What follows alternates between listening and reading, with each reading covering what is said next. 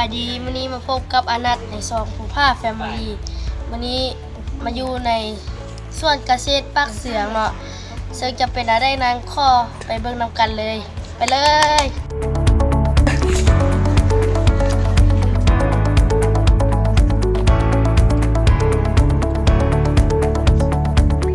และทางล่างนี้ก็เป็นส่วนน้องไม้ดาวเฮืองเนาะ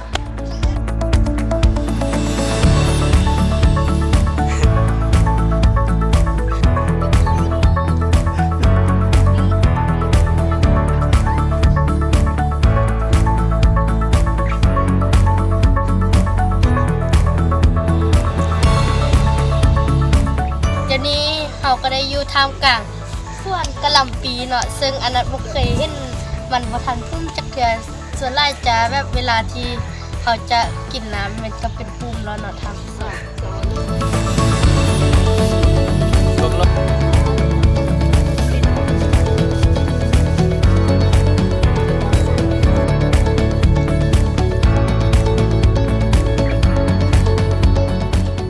นี่ก็แม่นอุโมงค์ผักต่างๆเนาะซึ่งจะมี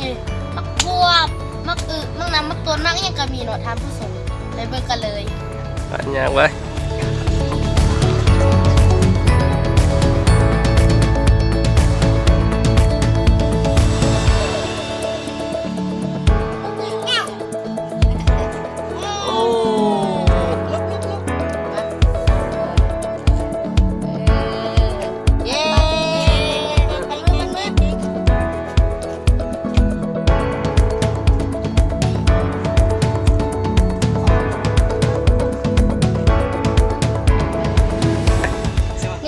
ส่วนดอกตะเวนเนาะซึ่งวันนี้อนัทมาซาไก่มันก็เลยแบบเหี่ยวหดหมดแล้วเนาะเว้นดอกที่มันบานเต็มทีแบบคือที่เขาเจ้าไทยลงเฟซไล่ๆนะแบบอนัทมาซาไก่เนาะทางผสมต้องทำใจ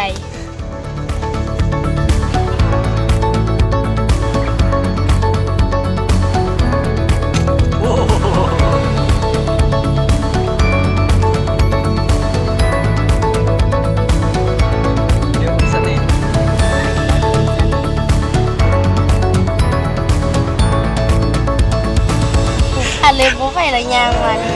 อยู่นี่เราทำส่งบอกแม่จะคอกซองในบ่ไหวละจะคอกซองนี้ยังหนวดละ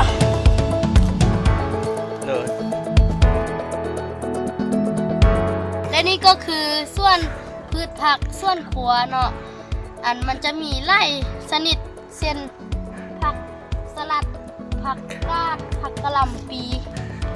ผักบงซึ่งเที่ยวไปเบิ่งแล้วก็มีแต่ตัวงามๆก็ทุมเป็นตาหน้าแฉบทันผู้ชมยากเลย